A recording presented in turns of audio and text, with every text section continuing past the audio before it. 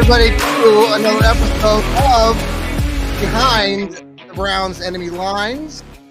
I'm your host, John Suchan, part of the Fanatical Elves Network, Fans First Sports Network. And if you're watching right now on the X, on YouTube, Facebook, you'll see that we have a guest. It's Kyle Nash from Fans First Sports Network. How are you doing today, Kyle? Hey, an honor, joy, and privilege to jump in. I gotta ask one thing though. Like all the times I referred to it as the elf, I've been accosted by Browns fans. You, however, have decided to lean into it. We're gonna be friends, Johnny. I'm like absolutely, yes. I'm Johnny Cleveland. By many, you were asking off air. I'm Johnny Cleveland, Johnny whatever. But we're just happy to have you here today. We are behind enemy lines, though. You have to, we won't like you tomorrow between the hours of 1 and 4. We're praying to God here in Cleveland for a variety of reasons. You can probably guess on what some of those reasons are, but got the chance to listen to you earlier. Tell us a little bit about you. I know you have a lot of background with the Jacksonville Jaguars and have been on some other shows this last week too. So with the Browns. So tell us a little bit about your background. Yeah, no, it's my 4th year covering the Jaguars in proper fashion. Of course, I'm just joined the Fans First Sports Network doing that very thing, both writing and then, of course, with my compatriot Travis D. Holmes of Big Cat Country. He and I do the Duval Dive. I should be throwing some bing in here for all the promotion. That's kind of my thing. Being for promotion. But yeah, and with all that in mind, we do that every Wednesday night. At 7:30, and then after the game, you'll have the Duval Dive live, where he and I do the instant reactions from the game. So there's all that going, and I do 2 or 3 writings a week over at Fans First. So make sure you check those out there. And twice a week I hit the podcast. Not to mention the Student of the Game podcast, where I talk basically all sports during the read. All of that on Wednesday night, man. I would bring up my UCF coverage, but I mean that only relates to you and that you're long snapper. Right. And they have a game tonight, you said, UCF? Yeah. They'll be battling TCU over there in Fort Worth. Their big That's going to be a good game. Yeah. Big 12 game of the year. So first conference game. Excited for that. How have they done so far? How they looked? Oh, yeah. I mean, 2-0 with 2 tune-up games. You know how they do. All the big teams do these tune-up games. I mean, you got to do something to get all the transfers ready in the NIL world, right? That's right. It's the first real test, John, and it's going to be a fun one. And we'll be talking about that on the Night Shift Live on the Black and Gold Banneret YouTube channel after that one as well. Bing! Nice. So Excellent. Well, you have such a background with the team, and you said even going back a few years, right? You were like covering the team for other periodicals and such. Yeah, my first year covering the team was when they were mired in Urban's bad coaching. Yes. See, I'm dad joking right out the gate. It's going to be a fun one. Oh yeah, that's awesome. So after the game, your instant reaction last week with the Jags game against the Dolphins, I know your Jags had a lead.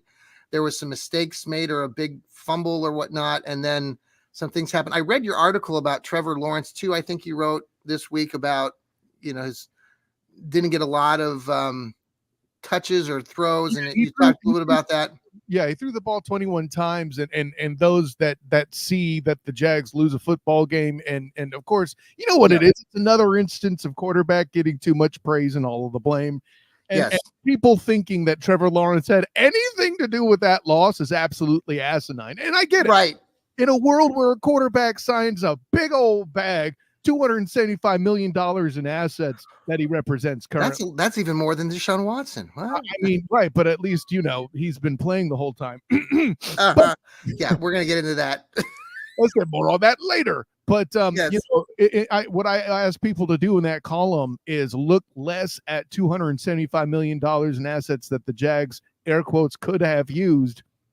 Yes. But rather look at the $387 million kept off the field by their strategy of running the football, which worked. If Travis Etienne doesn't fumble the ball into the end zone for a 14-point swing, nobody wants to talk about that. No, absolutely not. So I mean, your guy. I mean, you had the game now, but that's done. That's in the past. You lost. Now you have your home opener against us.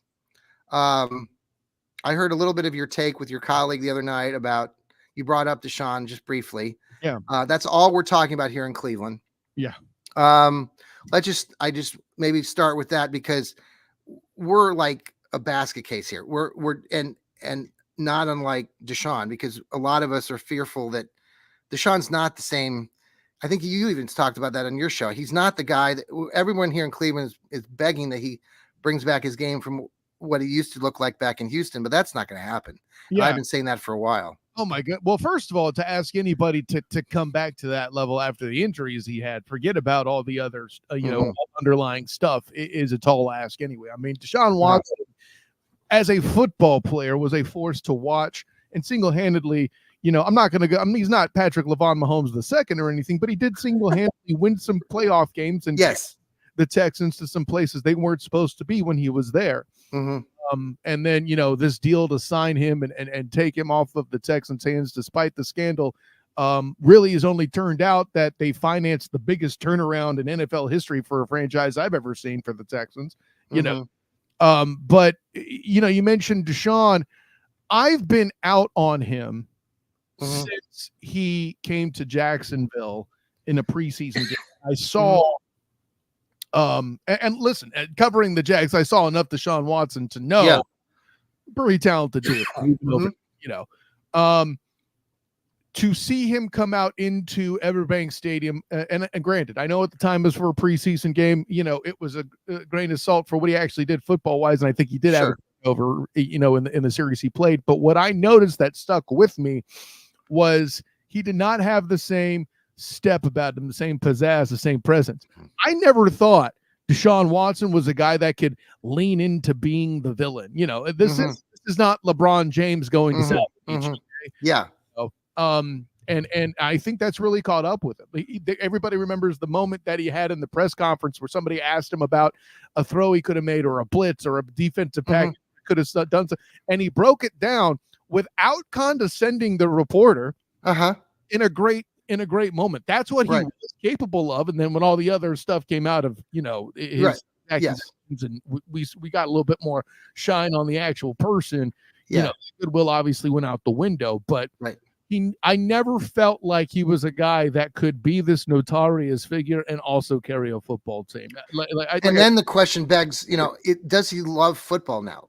And that's where I've been thinking a lot, and a lot of our colleagues here at the Fanatical L's have been talking about that. I just believe I'm one that just thinks that has he lost interest in the game, and with everything else that's going on around him. I know that his teammates and coaches will praise him and say he's a great, they're all supporting him and all this, but you just, after watching last week's game, the body language, everything, how there was a lot of issues just beyond Deshaun for the Browns, but it's the biggest one because he's supposed to be your leader, and there was a lot of negativity, and I just get the sense that he doesn't love the game, and I think that's leading to what we're talking about today.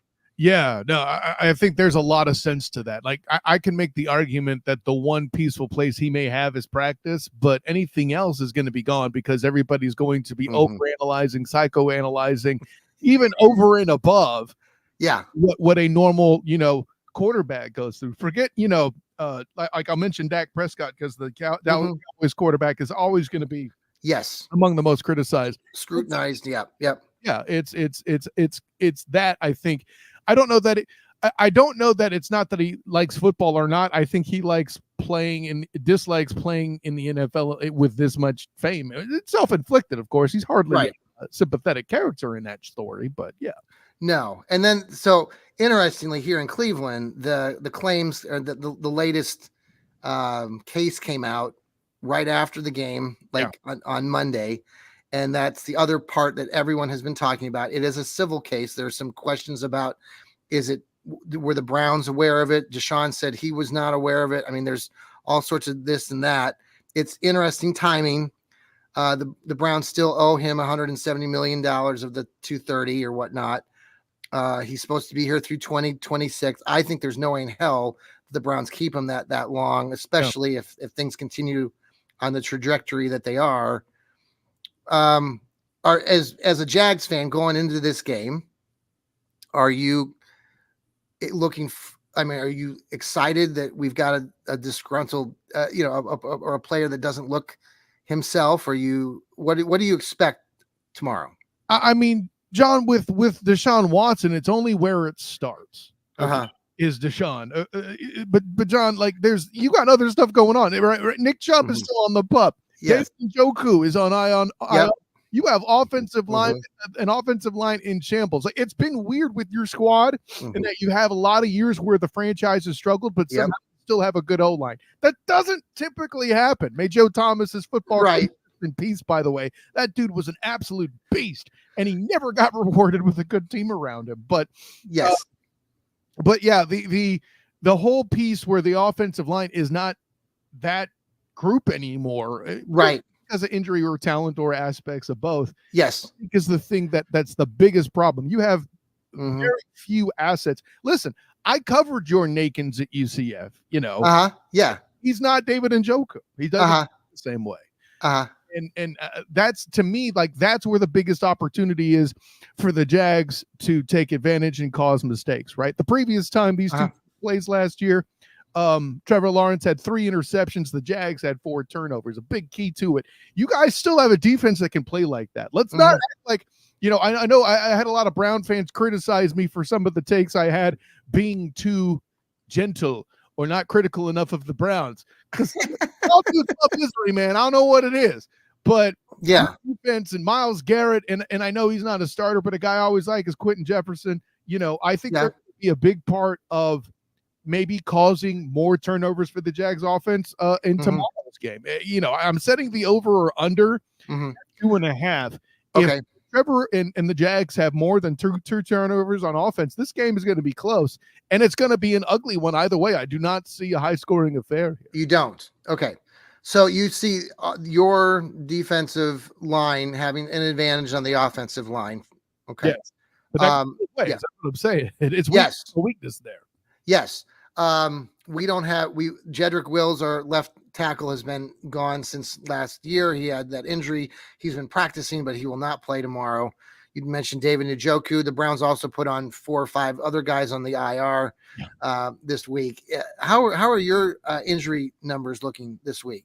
The big thing that the Jags have is they did put Tyson Campbell, their top corner, another guy who they paid this past year, on IR. That could be something. And of course, their safeties. Again, there's still a lot of injuries there. They call him Dewey. Andrew Wingard, one of the safeties, has been hurt going into the season. There's a lot of depth. There's another safety. I think it's Antonio Johnson, who's a little banged up as well as limited in practice during the week, as well as, once again, left tackle Cam Robinson continues to struggle to stay on the field. But I think compared to the MASH unit that's, your side of the injury sheet, the Jags, I'll put it this way: Tyson Campbell missing. I'll worry more about that next week when they play Houston. Because if the defensive line with Josh Hines Allen, Eric Armstead, Trayvon Walker, if they do their job, the corners won't be a factor. So the advantage you would think for the Browns would be in the passing game going into this.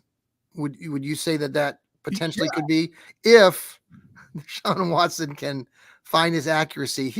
I was at the game last week. I have season tickets, and it was just so over the top terrible with his accuracy and so many throws. He wasn't even given his new receiver Jerry Jeudy any sort of opportunity most of the time. Amari Cooper, they were not on the same page.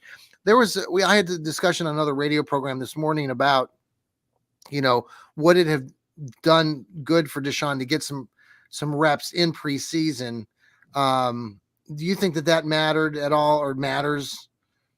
There are some players where I would say definitely yes and definitely no. Like, for example, as a Niners fan, people were like, Trent Williams missed the offseason. That's a problem. Playing in NFL football for an extended period of time, and he's fine. With Deshaun having missed time, but being there long enough, but also being an injury risk, like, there's so many different directions you can go. And listen, I'm going to give Kevin Stefanski the benefit of the doubt on this, by the way. The thing I'm most hopeful for is an aside, John.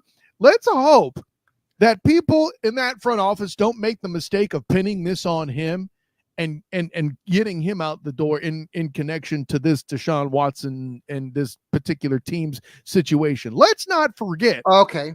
Yeah, let's not forget he got Joe Flacco to play so good that he stole the comeback player of the year from a guy that died on the field. All right. So like, let's some well, let me ask you that, because that's been a topic of discussion amongst us fanatical elves here on the network, because we had a lively conversation Thursday about this and Kevin Stefanski, because one, I'll just start by saying this. Kevin's in his 5th year here with the Brownies.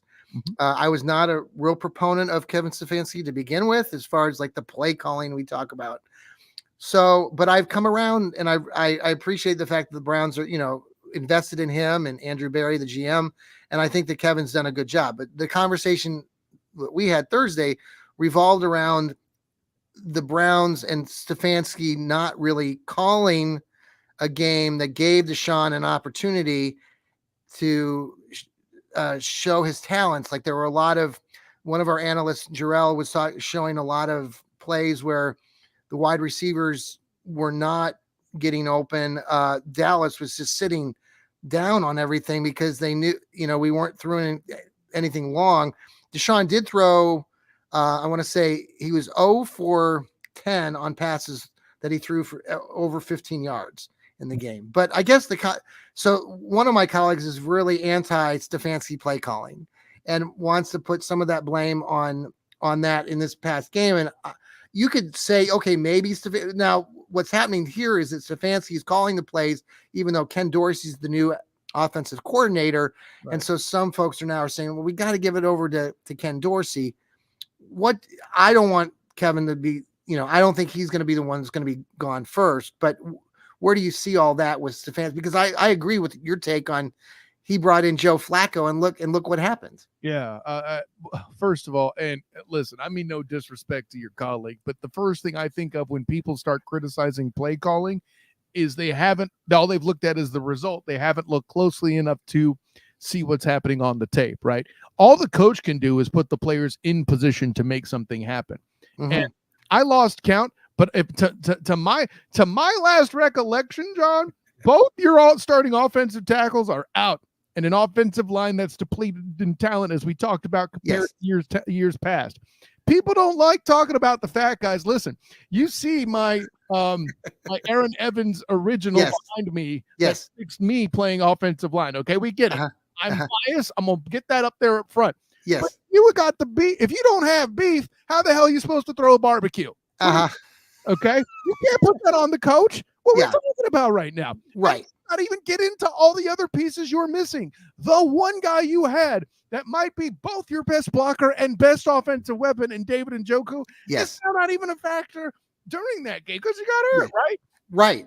And I'll put it this way. If you want judgment surrounding play calling, last week ain't it.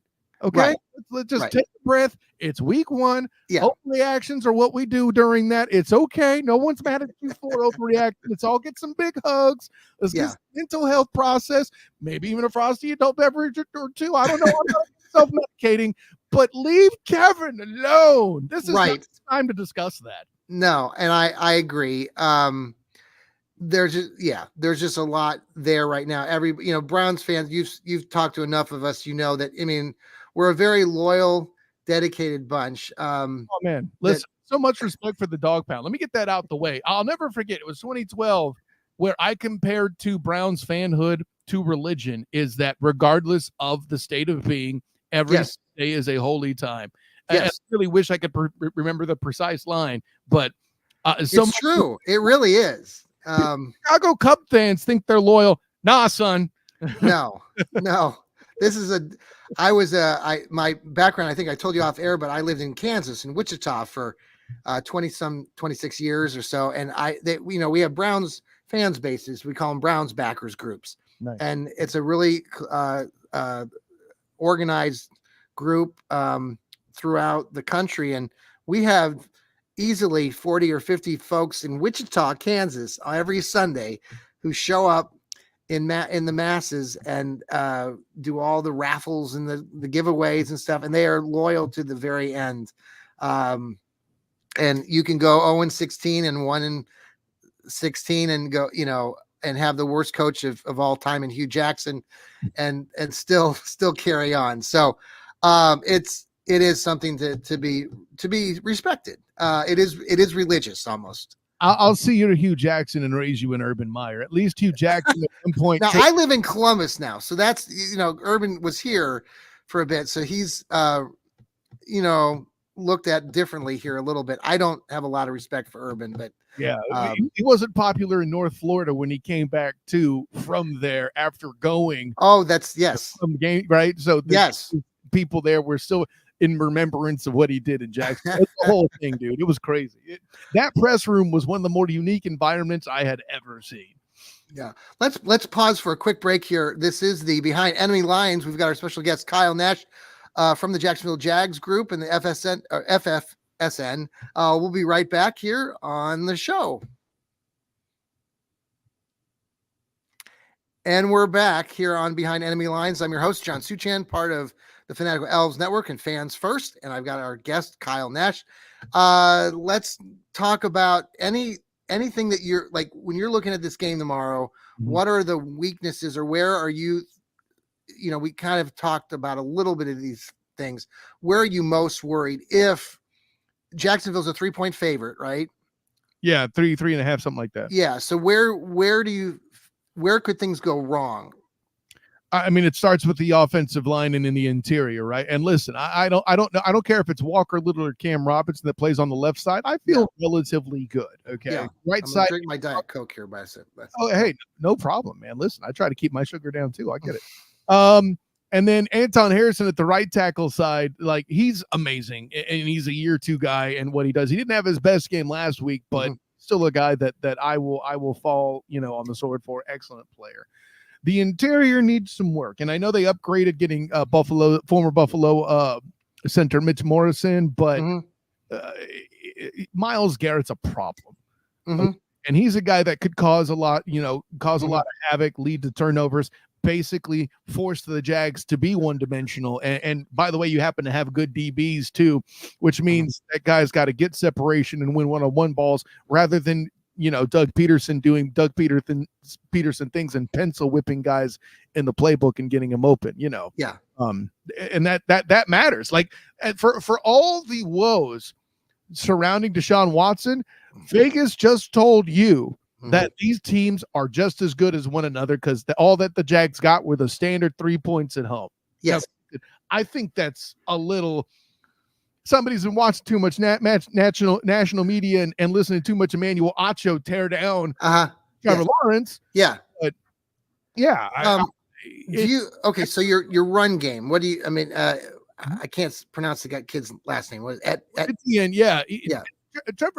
Travis Etienne is an excellent player. I think the key to the Jags being successful, it's a whole campaign. I call it mega, make Etienne great again. That's if you could get the interior line to block somebody, which they did not do very great. How many carries did he have last week? I forget the number of carries, but his average yards were low. He one of you lose some of those numbers when you for example take in a 1 yard touchdown, convert a short first, it kind of tears away at it. But his biggest run of the day was about to be a touchdown until he fumbled it. Right. It was enough. And actually take Bigsby coming out and being the 1-2 punch there, kind of a wind and fire mixture, if you will.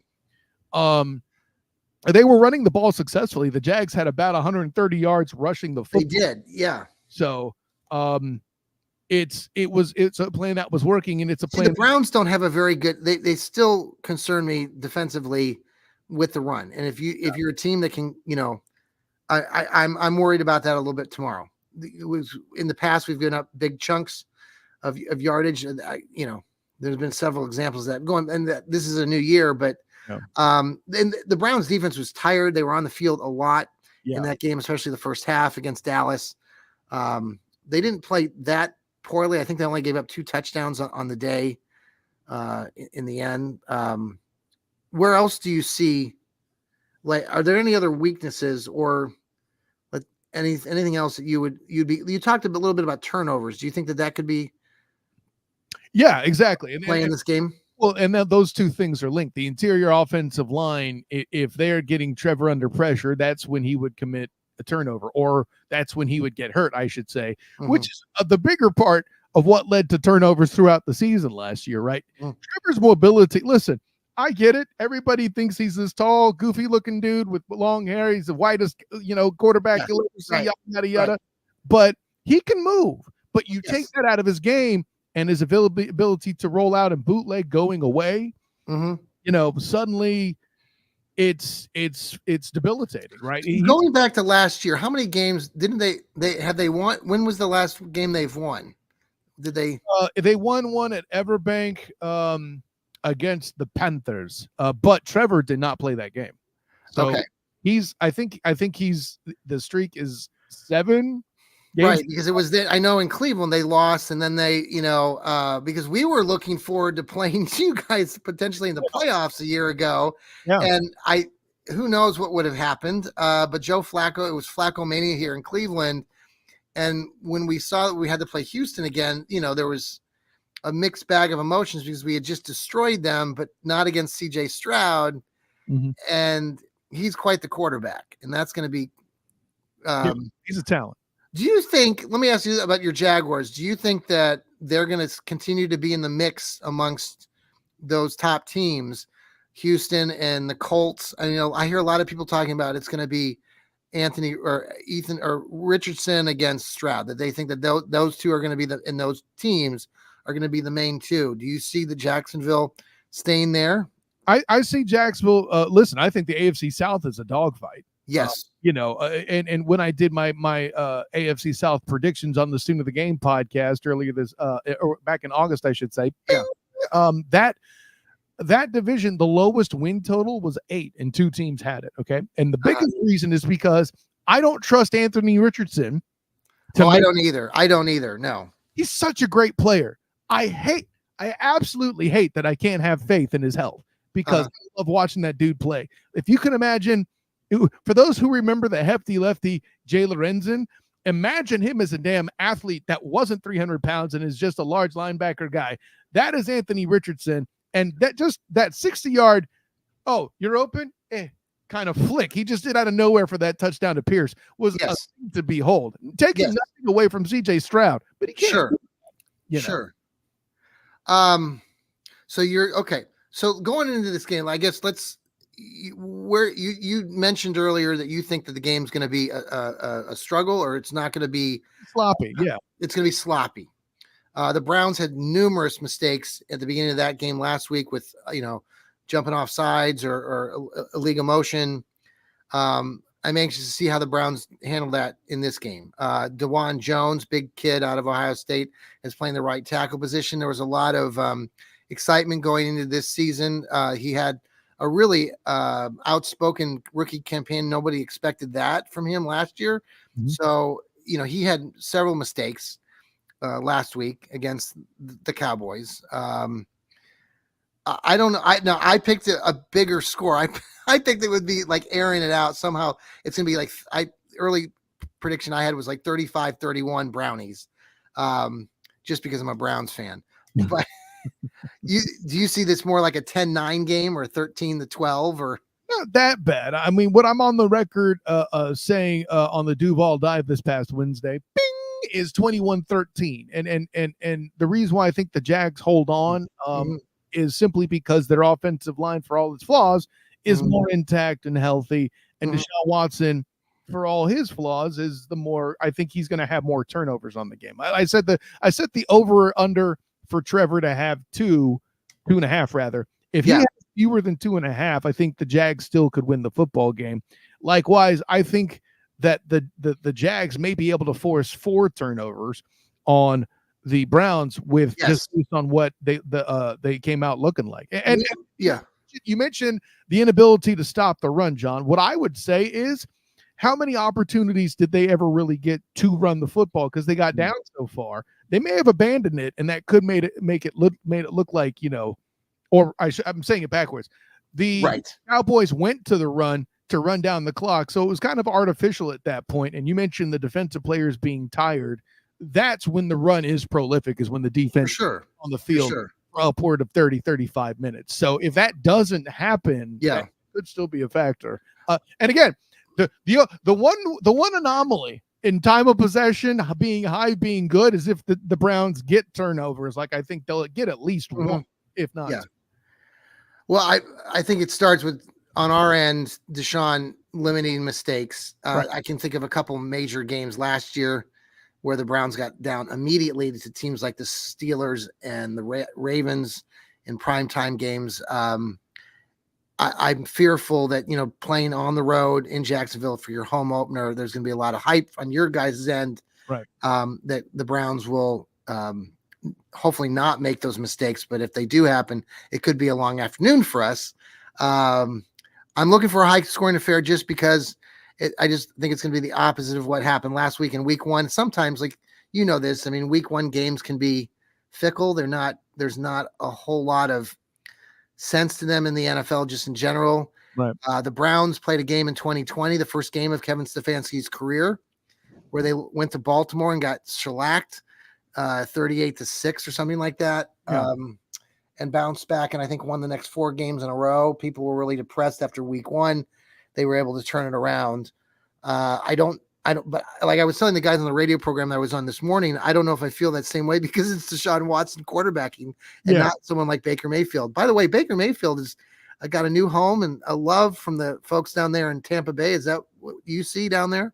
I mean, listen, I have been a Baker critic when he was drafted. I didn't really like the moxie the over moxie, I should say. But you know what I've noticed is the experience he had in Cleveland may, in fact, have humbled him to be a guy that is more about taking care of leadership in his role. And I think, listen, man, as we got older, people settled down, and that's what happened with Baker. That's what I see.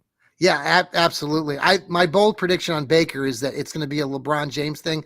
And before Baker retires, he's going to come back to Cleveland and play like one season with the Browns because the fan base loves him here. He knows that he was a mental basket case. He's admitted to making some immature things. Yeah. That whole year and his shoulder injury and then how the Deshaun stuff came up. It was a real mixed bag of emotions, but we're happy. I'm happy that Baker's having some success now down in Tampa, and see how that progresses. But final takes on the afternoon, Kyle. What do what will you be doing tomorrow when you watch the game? You're going to have an analysis after the game. What are you expecting to see? Again, he said low scoring affair. Yeah, I have 21-13 overall with that. And for me, like I said, it's going to be about, I mentioned the sloppy game. I'm expecting a lot of turnovers. If that doesn't happen, your outcome may happen. 65 total points is a lot for this group. I just did that because we're in Florida. They'll be out of Cleveland. Yeah. And maybe both defenses decide not to play as I mean, I think both teams have really good defenses. So it's kind of an outrageous take, but it's the NFL. So I thought I'd just take a stab. Oh, hey man, listen, like you said, week 1 to week 2 is where the craziest transitions can happen. I mean, football in general, whether it's college or the NFL, the improvement that teams experience between week 1 and week 2 is typically the biggest leap in any of the regular season. So there's a lot of there in what we all think we know and may not. And listen, as an aside, the good news I will provide, John, is I think your turnaround, if you're going to have one, will be against the Giants next week. That's what I see. But I think, listen, the worst thing that happened is, as far as the Jags being hyped as your opponent, was the game that happened in Miami. If they got blown out, they might be deflated. If they didn't lose due to a self-inflicted wound, they might be deflated. This is pissed because they gave the game away, and they take that out on their first home opponent. That's all it is, man. Well, I'm preparing myself for the worst, but Browns fans always have a belief going into the game, like you will, that your team's going to come out on the winning end. Let's see what happens with the turnovers. I'll stay in touch with you tomorrow, and we'll have to see how that works out. Kyle, thank you so much. Tell people again where they can reach out to you or find you and your shows. You have a lot. You have a lot of entertainment qualities. I'm sure people would like to tune in to watch you again. I will. That. No, I appreciate that so much. Thanks, John. No, but hey, listen, I am Kyle Nash, the student of the game. You can find me on Twitter, Instagram, and Threads at the SOTG as the student of the game on Facebook. Check out my writings with the Black and Gold Banneret covering UCF football and basketball when that season starts, as well as my work with the Fans First Sports Network, writing on the Jacksonville Jaguars, and of course, the various podcasts with which I participate, the Night Shift podcast powered by the Black and Gold Banneret, the Duval Dive podcast, which is what got John's attention for me, and of course, That's right. I do live reactions for both UCF football and Jaguars football. So you'll be on later tonight after the UCF game against TCU. Night Shift Live, yeah, where I'll see if my good friend Eric Lopez starts. Will you be on here on the X for that, or on YouTube? That will be on X. I like to say Twitter because listen, I'm a family. I don't like to tell people I'm on X; they get the wrong. No, I totally hear you. But yeah, you'll see that on Twitter, on the Black and Gold Banneret YouTube channel, all that, and the same thing with the Duval Dive Live tomorrow. That too will be on Twitter and the various Facebook pages, and on the Duval Dive YouTube channel, which has grown very nicely lately. So make sure you subscribe to that. Nice. Yeah, man, there's a lot going on. I got a lot I'm doing, and I don't think if I subscribe yet or not. I have to go over there and look. Well, it's you know what. You can subscribe to our channel too if you're out there at the Elves Network. Yep, there you go. Expecting a jersey exchange, exactly. I'd like that. So yeah, that'd be great. We'll stay in touch on that. Yeah, you lean into the Elves thing, man. Already, I have to respect it. It's all good, man. I know, folks. We always say, you can just, do it. We're on Apple, Spotify, all those great places.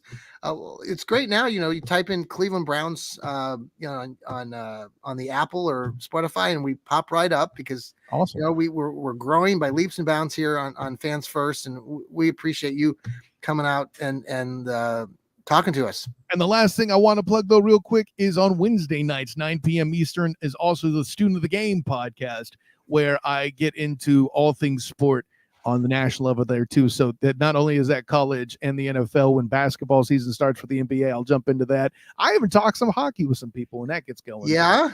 When all that happens. Who do you follow in hockey? What's that?